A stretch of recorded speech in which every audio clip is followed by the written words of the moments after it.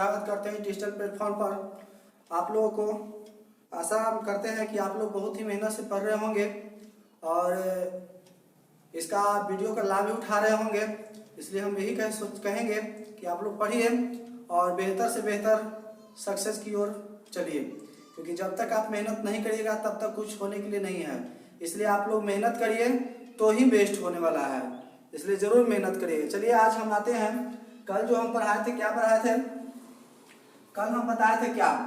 तो कहे थे क्या, दो लेंसों के द्वारा अपवर्तन, एक लेंस यह और एक लेंस यह, दो लेंस जो हुआ था, किरण आया था तो यहाँ अपवर्तन की घटना हुआ था और एक इसके माध्यम से यहाँ पर हुआ था। फाइनली यहाँ पर उसका प्रतिबिंब बना था और जब यहाँ पर प्रतिबिंब बना था उसकी स्थिति में ये दोनों के बदले एक ऐसा लेंस लिया जाए कि उसका फोकस उतना ही हो जो दोनों मिलकर यहाँ पर कर रहा है और इतना दूरी पर कर रहा है। तो एक अकेला लेंस लेना था, तो इस अकेले लेंस को समतुल्य लेंस कहेंगे। क्या कहेंगे? समतुल्य लेंस कहेंगे, है ना। इस लेंस का फोकस जो आया था 1/f बराबर 1/f1 प्लस 1/f2। अगर तीसरा लेंस लेते तो प्लस में 1/f3 हो जाता है। जितना लीजिए उतना होगा।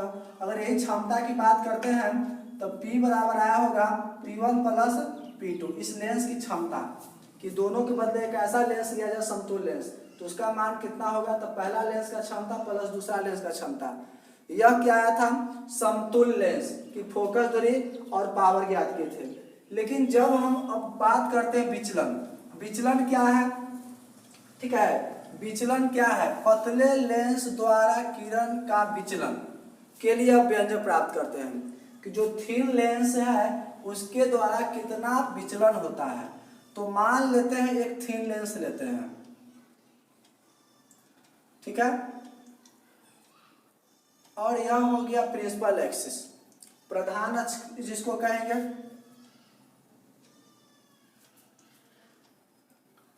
ठीक है। इस लेंस का नाम जो भी दे दीजिए, ए दे दीजिए, बी दे दीजिए, सी दे दीजिए, जो भी दे दीजिए, आप जो भी नाम दे दीजिए। मान लेते हैं इसका नाम ए हो गया। अब यहां से वस्तु से किरण आ रहा है, ठीक है। यहाँ ओ वस्तु है, यहाँ पर ओ एक वस्तु है। यहाँ से दो किरण पर हम लोग बात करते हैं। एक तो इसके मध्य बिंदु ओ से होके गुजर जा रहा है, सीधे चल जा रहा है, ठीक है, उसमें कोई डाइवर्जन नहीं हो रहा है, ठीक है। लेकिन दूसरा किरण जो है इस प्रकार जा रहा है, यहाँ पर आया।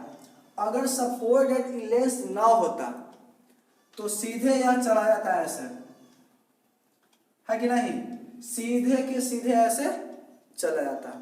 तो मान लेते हैं P की ओर चलाता। कब ऐसा घटना होता? जब यह लेंस नहीं होता तब। जब यह लेंस नहीं होगा तो यहां से O से चलने वाली किरण OAP ऐसे सीधे चल जाता। लेकिन इसके उपस्थिति के कारण यहां से यह मुड़ जाता है और मान लेते हैं इस पॉइंट पर चला जाता है। इस पॉइंट का नाम मान लेते हैं Q हो गया, ठीक है। अर्थात जैसे लेंस के बिंदु यहाँ पर आता है, बिंदु A पर, तो यहाँ पर अपवर्तन की घटना होता है। तो अपवर्तन के कारण क्या होता है? अपवर्तन के कारण यह मुड़ जाता है, ठीक है, और मुड़ करके Q पर चला जाता है, ठीक है। और मान लेते हैं यहाँ पर इसका हाइट जो है, लेंस A ने नाम दे दिए, और बिंदु को भी नाम दे सकते हैं, A नाम देते हैं, कोई दिक्कत नहीं है। इसका हाइट मान लेते हैं H। ये जो लेंस है, यहाँ से यहाँ पर किरण आया तो यहाँ से यहाँ तक कुछ ऊंचाई होगा ना, तो मान लेते H। तो हार्डली यहाँ पर मान लेते यहाँ जाता है, तो इसका लेंस का ऊंचाई मान लेते H हो गया। कितना हो गया? H हाइट मान लिए हैं, ठीक है। यहाँ से जो किरण जा रहा था इस वस्तु से, यहाँ पर जो एंगल बना रहा है, मान लेते अल्फा एंगल बना रहा है। क्या बना रहा है यहाँ पर? एंगल अल्फा, कोई डाउट है? और यहाँ पर जब गिर रहा है तो यहाँ पर तो कुछ एंगल बनाएगा ना, तो इस एंगल का नाम हम देते हैं बीटा, ठीक है। लेकिन जैसे किरण आया, जाना चाहिए था इस तरफ, लेकिन लेंस की उपस्थिति के कारण यह मुड़ के Q पर आ गया, तो Q पर ही प्रतिबिंब बनेगा, ठीक है। तो यहाँ से यहाँ तक के जो दूरी होगा, प्रतिबिंब दूरी कहें कि नहीं कहेंगे क्या? तो ये वस्तु का दूरी मान लिए, सॉरी प्रतिबिंब दूरी क्या मान लिए, भी मान लिए, ठीक है। तो प्रतिबिंब दूरी हो गया, अर्थात यहाँ से ये जो लेंस है यहाँ से यहाँ तक का जो दूरी है यह दूरी हो गया भी, क्योंकि यहाँ पर आगे गिरेगा प्रतिबिंब यही ना बनेगा, ठीक है, यहीं पर प्रतिबिंब बनेगा, इसलिए यहाँ से यहाँ तक की जो दूरी होगा, इससे कैसे हो जा रहा है जी, चलिए ठीक है। लेकिन यहाँ से किरण आ रहा था, तो यहाँ से यहाँ तक की जो दूरी होगा वस्तु दूरी कहेंगे, एकदम कहेंगे, जरूर कहेंगे, वस्तु दूरी यू हो गया, ठीक है। लेकिन कह रहा है क्या, विचलन, तो किरण जाना चाहिए था ऐसे, लेकिन मुड़ गया ऐसे, तो बताइए ऐसे मुड़ा तो ऐसे विचलित हो गया कि नहीं। मान लो लेंस था, जाना चाहिए था इस तरफ, लेकिन इसके कारण आया, तो यह जो है किरण ऐसे ऐसे ऐसे मुड़ गया इतना, तो कहेंगे ना कि इतना विचलित हो गया, है ना, विचलन हो गया। तो इसको विचलन कोण कह सकते हैं। तो विचलन कोण कितना होगा, डेल्टा। तो यहाँ पर आ रहा था ऐसे, जाना चाहिए था पी की ओर, ठीक है, लेकिन चला गया क्यू की ओर। किधर चल गया, क्यू की ओर चला गया। तो जब क्यू की ओर चला गया तो यहाँ पर जो कोण बना इसको हम लोग डेल्टा से डिनोट करेंगे, ऐसा क्या कहेंगे, डेल्टा, ठीक है। ये डेल्टा हो गया जो स्मॉल में है, क्या में है, स्मॉल डेल्टा। विचलन कोण कह सकते हैं किसको, विचलन कोण कह सकते हैं, इसको साइड में कौन लिख सकते हैं कि आपतित किरण और निर्गत किरण, यहाँ से जो निकल रहा वह किरण, जो आ रहा था वह किरण, तो आपतित किरण और निर्गत किरण के बीच बने कोण को ही विचलन कोण कहते हैं, जिसे डेल्टा से सूचित करते हैं। आगे हालांकि लिखवा सकते, लिखाएंगे, ठीक है। तो इसमें यही है, सिर्फ कुछ नहीं। अगर आप लोग लिखना चाहते हैं माना कि, तो लिख सकते हैं कि माना कि ये एक लेंस है, ठीक है, जिसकी ऊंचाई स्मॉल h है, इसके प्रधान अक्ष के किसी बिंदु O से अल्फा कोण बनाते हुए किरण आ रही है। लेंस के अनुपस्थिति में यह किरण OAP की ओर जाएगी, लेकिन लेंस की उपस्थिति के कारण यह विचलित होकर AQ की ओर चली जाती है, जिसके कारण यहाँ पर बना कोण, अर्थात प्रतिबिंब के पास बना कोण बीटा है। अतः इसको यहाँ पर लिख सकते हैं, माना कि लिख सकते हैं क्या, कि एंगल ऑफ AO यहाँ P मान लीजिए, ठीक रहेगा, क्या कि O यहाँ पर है, तो P मान लीजिए, AP O बराबर अल्फा मान लिए।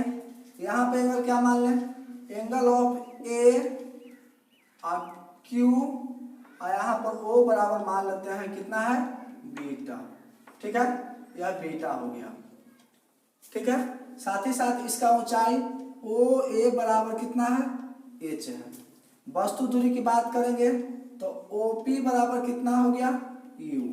प्रतिबिंब दूरी की बात करेंगे तो OQ बराबर कितना हो गया, b, ठीक है।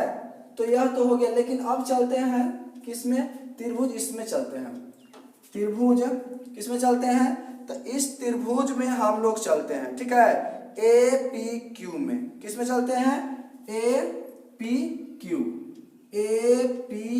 है ना, APQ, अगर यहाँ पे O देते तो AOQ कहते, जो भी नाम दीजिए अपना पर है, तो APQ में चलते हैं। कहाँ से चलते हैं, बहिष्कोण से, बहिष्कोण, ठीक है, बहिष्कोण से चलते हैं, ठीक है, बहिष्कोण। तो बहिष्कोण से क्या कहता है, क्या कि किसी त्रिभुज के आंतरिक दो कोणों का योग बाह्य कोण के क्या होगा, बराबर होगा। तो आंतरिक यह कोण अगर मान लेते हैं त्रिभुज बन रहा है,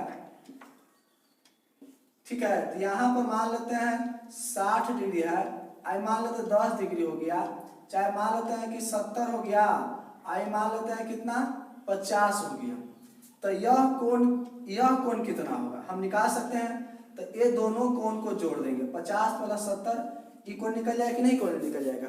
तो उसी प्रकार बहिष्कोण में क्या कहता, अंदर में दो कोणों को जोड़ेंगे तो बाहरी कोण के क्या होगा, बराबर होगा, क्या हो जाएगा, बराबर। तो अर्थात अल्फा और बीटा के जोड़ेंगे तो डेल्टा के बराबर आना चाहिए। ठीक है, बहस कौन से चलते हैं, अर्थात दोनों को जोड़ते हैं। अर्थात कह सकते हैं क्या, डेल्टा बराबर क्या लिख सकते हैं, अल्फा प्लस बीटा कह सकते हैं ना। अर्थात यह दोनों एंगल को जोड़ें तो इसके बराबर होना चाहिए। ठीक है, इसलिए इतना हो गया। हम मान ली इक्वेशन नंबर फर्स्ट, इक्वेशन क्या हो गया, फर्स्ट हो गया। अब चलते हैं उपाक्षीय किरणों के लिए। उपाक्षीय किरण,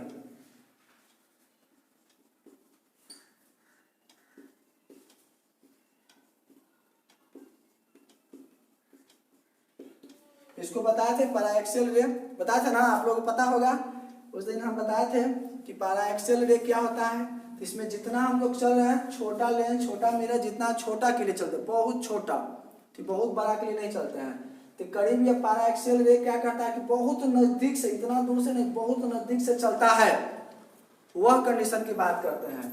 तो उस स्थिति में हम कह सकते हैं क्या कि टैन, ये जो अल्फा है करीब करीब अल्फा के क्या होगा, बराबर होगा। और साथ ही साथ ये जो बीटा है, टैन बीटा जो है, यह करीब करीब बीटा का क्या होगा, बराबर होगा। उस दिन बोले थे।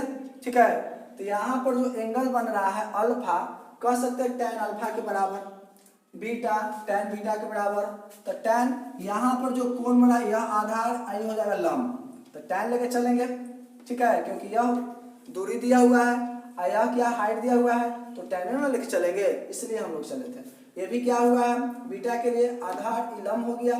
ठीक है, बेस हाइपोटेनस जो भी है, तो उस स्थिति में टैन आएगा, इसलिए हम लोग क्या लेके चले हैं, टैन लेके चले हैं, जो दिया हुआ उसी से चलेंगे। ठीक है, तो टैन इसमें इनपुट हो रहा है, तो इसलिए हम कह सकते हैं टैन अल्फा बराबर, अल्फा के बराबर क्यों, क्योंकि पैराएक्सियल रे बहुत नजदीक से जा रहा है, इसलिए जितना थीटा का वैल्यू होगा टैन थीटा के बराबर होगा, इसलिए जितना टैन अल्फा का मान होगा अल्फा के बराबर होगा, इसलिए हम कह रहे हैं। ठीक है, तो उस स्थिति में जब इतना होगा, तो यहाँ पर देख रहे हैं कि इक्वेशन फर्स्ट में अल्फा प्लस बीटा है, तो अल्फा का मान निकाल लेते हैं और साथ ही साथ बीटा का मान निकाल लेते हैं, दोनों का मान निकाल कर पुट कर देंगे।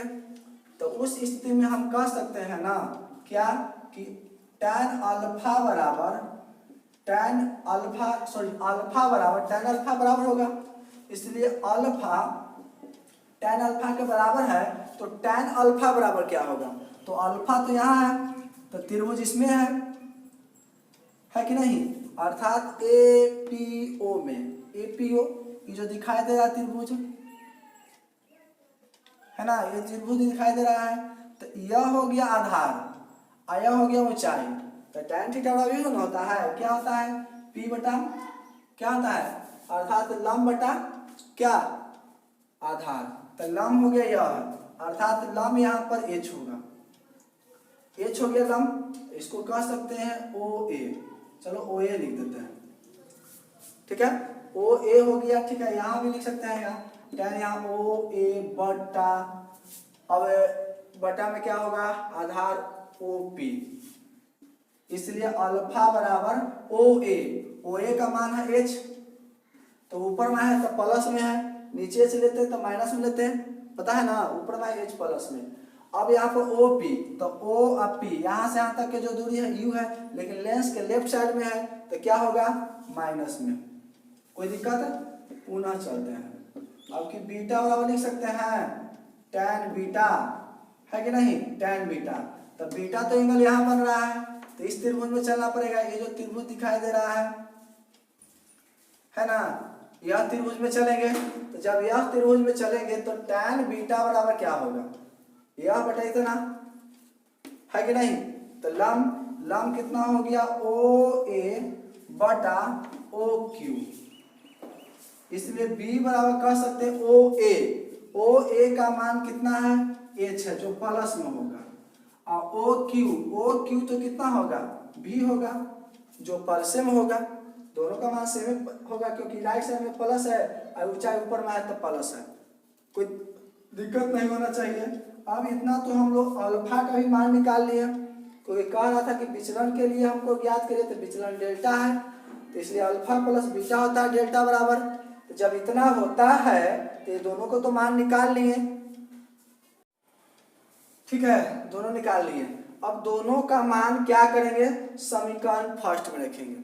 ठीक है, रखते हैं। तो यहाँ पर लिख देते हैं, मिटा देते हैं इसको, थोड़ा उतार लिए होंगे। ठीक है, पॉज करके आप लोग उतार लीजिएगा।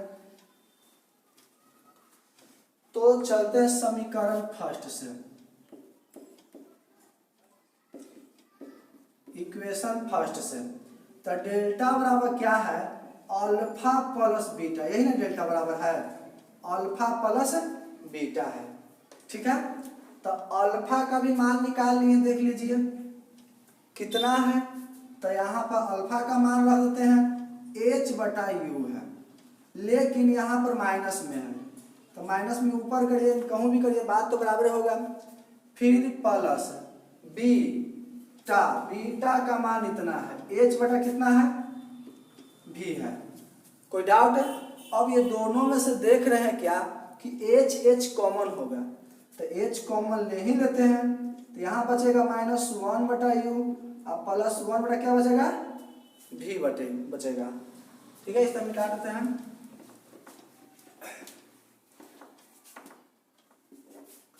ठीक है, इसलिए डेल्टा बराबर क्या होगा, यहाँ h बटा इतना, तो इसको प्लस वाला को पहले कर देते हैं, कितना 1/v - 1/u कह सकते हैं, क्या नहीं कह सकते, दम कह सकेंगे, है ना। तो इतना तो हो गया। तो लेकिन हम जानते हैं लेंस सूत्र से, लेंस फॉर्मूला से हम लोग क्या पता है, यही ना पता है कि 1/a बराबर होता है 1/v - 1/u होता है ना। तो इतना जब होता है तो इतना के जगह पर हम इतना ना रख सकते हैं, क्योंकि दोनों तो इक्वल है, इसलिए हम इतना के जगह पे इतना रख देते हैं। तो हो जाएगा h × 1/f, कोई दिक्कत है, इतना। अब इसके बाद हो गया क्या, डेल्टा बराबर है, इसलिए हम लोग डेल्टा बराबर कर सकते हैं h/f। यह विचलन कोण आ गया, क्या गया, विचलन कोण, कि कितना विचलित तो हो के किरण होगा और उस ओर गुजरेगा। अर्थात यहाँ से जो किरण आएगा वस्तु से, तो यह जो लेंस है उसके हाइट पर डिपेंड करता है और साथ ही साथ डिपेंड करता है उसके फोकस पर। अगर हम बात करते हैं हाइट पर और विचलन की बात करते हैं फोकस पर, अगर हम हाइट को बढ़ाएंगे, लेंस की हाइट को बढ़ाएंगे, तब विचलन कोण क्या होगा, बढ़ेगा। ये बड़ा हो जाएगा तो और ज्यादा न मुड़ेगा, यही बात है। तो यही हाइट बढ़ेगा तो विचलन कोण भी बढ़ेगा। अगर बढ़ाते नहीं, हाइट को कम करते हैं, लेंस छोटा करते हैं, तब विचलन कोण भी क्या होगा, कम होगा। बात सही है ना। अब यहाँ फोकस की बात करते हैं, तो फोकस तो बटा में है। देखिए, अगर हम उसका फोकस बढ़ाएंगे लेंस का, तब विचलन कोण क्या होगा, घटेगा। अगर हम फोकस को घटाते हैं तब विचलन कोण क्या होता है, बढ़ेगा। बात सही है कि नहीं, इसको ध्यान दीजिएगा। ठीक है, अर्थात किसी भी लेंस के, ऑब्जेक्टिव डाल भी सकता है कि किसी भी लेंस के हाइट को बढ़ाने पर विचलन कोण पर क्या इफेक्ट पड़ता है। तो कहेंगे यही कि जब किसी भी लेंस का हाइट बढ़ाया जाता है तो उसका विचलन कोण भी बढ़ेगा। अगर फोकस बढ़ाएंगे तो विचलन कोण घटेगा, क्योंकि बटा में बताए थे। ठीक है, इसलिए इसको ध्यान दीजिएगा। तो यह हम विचलन ज्ञात किए कि कितना मुड़ेगा। अब साइकिल चला रहे हैं तो वो थोड़ा सा विचलित हो रहा, मुड़ रहा है, आया को एकदम पूरा मोड़ दे रहा है, तो जो ज्यादा मोड़ रहा है उसका विचलन ज्यादा, और कम मोड़ रहा विचलन कम। तो जो पथ सीधा था और उस पथ से ऐसे सीधा था और उस पथ से ऐसे मोड़ दिए, तो ऐसे मोड़े तो यही ना विचलन कहलाएगा, जितना मुड़ा तो वही विचलन यहाँ पर हुआ। ऐसे जाना चाहिए था ऐसे, लेकिन ऐसे मुड़ गया, तो इसके बीच जो कोण बना उसको विचलन कोण, क्योंकि अब विचलित हो गया किरण। ठीक है, इसलिए क्या कहेंगे, इसको विचलन कोण कहेंगे। ठीक है, कोई डाउट है? चलिए, अब इसके बाद मान लेते हैं न्यूमेरिकल देता है सपोर्ट डेटा, तो हम लोग न्यूमेरिकल ही बना सकते हैं। अगर कहे कि एक लेंस है, ठीक है, एक लेंस है, इसका फोकस मान लेते हैं कि 5 से 100 सेंटीमीटर, मान लो 100 सेंटीमीटर है। ठीक है, और उसका हाइट मान लेते हैं कितना, 5 सेंटीमीटर है। क्या मान लिया? हाइट मान लिए 5 सेंटीमीटर। अब फोकस कितना मान लिए? 100 सेंटीमीटर मान लिए। ठीक है, तो बोले कि विचलन कितना होगा वो निकालिए। एक लेंस है जिसका फोकस 100 सेंटीमीटर है, उसकी ऊंचाई 5 सेंटीमीटर है, तो उसका विचलन कोण कितना होगा? मानो उससे गुजरने वाला किरण जो होगा ना, उसका विचलन कितना विचलित तो होके जाएगा वह। ठीक है, तो विचलन कोण निकालने के लिए हम लोग इसी का ना यूज करेंगे, कितना? h/f। तो h का मान कितना है? तो h का मान देख लीजिए 5 है, और f का मान कितना है? 100 सेंटीमीटर है, तो यहाँ पर हो जाएगा 0.05 हो जाएगा। ठीक है, यह एंगल में आ जाएगा, इतना एंगल विचलित होगा। ठीक है, तो जिस प्रकार हो, ठीक है, हम लोग विचलन ज्ञात कर सकते हैं।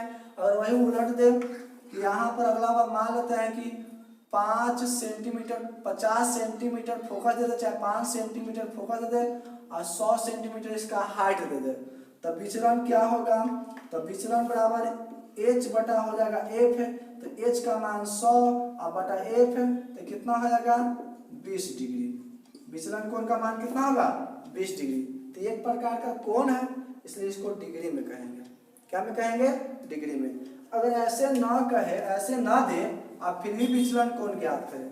क्या दे? v दे। ठीक है, v दे दे यहाँ पर, और u दे दे यहाँ पर, h दे दे यहाँ पर, आ कहे विचलन ज्ञात करें। तो इसके लिए हम क्या करेंगे? इसी का यूज करेंगे। h भी है, v भी है, u भी है, सब उसमें है, तो इसके लिए हम किसका यूज करेंगे? इसका यूज करेंगे फॉर्मूला। तो जो भी दे उसको हम लोग ज्ञात कर सकते हैं। विचलन कोण ही दे दे, फोकस दे दे, हाइट ज्ञात करने के लिए होता है। हाइट बराबर कितना? डेल्टा इंटू फोकस हो जाएगा। ऐसा ना कहे, फोकस ज्ञात करने के लिए कहे और हाइट दे दे और डेल्टा दे दे, डेल्टा तो नीचे चल जाएगा, तो हम फोकस में निकाल सकते हैं। तो यह विचलन के लिए हुआ है। ठीक है, किसके लिए हो गया है? विचलन के लिए हम लोग व्यंजक प्राप्त कर लिए हैं। जैसा भी हो, ठीक है, यह विचलन के लिए हो गया है। अब न्यूमेरिकल इस पर चलेंगे एक दो को, उसके बाद और कुछ बताएंगे। तो आज के लिए इतना ही, लेकिन हम बार बार यही बोलेंगे कि आप लोग सतर्क रहिए, क्योंकि यह जो आज का दिन जो है, हम लोग जिस माहौल में भी रह रहे हैं, कोरोना वायरस के माहौल में बहुत इफेक्टेड है। ठीक है, क्योंकि जिसको हो गया छूटेगा नहीं, वह रियल केस में कोई ठीक हो रहा है। ठीक है, इसलिए आप लोग से हम यही आशा करेंगे कि आप लोग घर पर रहें, ठीक है, और सुरक्षित रहें, क्योंकि जब तक घर पर नहीं रहेगा तब तक देश का कल्याण होने वाला नहीं है। क्योंकि जितना संपर्क में किसी की आइएगा उतना ही यह तेजी से फैलने वाला है। ठीक है, इसलिए सरकार के नियमों को पालन करें और घर पर ही रहें, और जितना बने आप लोग मेहनत करें। अगर हाँ, एक और बात है क्या कि कुछ प्रॉब्लम होता भी होगा, ठीक है, तो दोबारा वीडियो को देखने की कोशिश करिएगा, फिर उसके बाद पुनः समझने की कोशिश करिएगा, फिर उसके बाद समझ में आएगा। अगर लास्टली न समझ में आता हो तो पुनः हमें पास कॉल करिएगा कि सर ये समझ में नहीं आ रहा है, उसको बताया जाएगा। उससे बढ़िया होगा कि कमेंट करिए। कमेंट करते हैं तो बेहतर होगा कि हमको पता चलेगा कि हाँ, आप लोग समझ में आ रहा है कितना और कितना नहीं।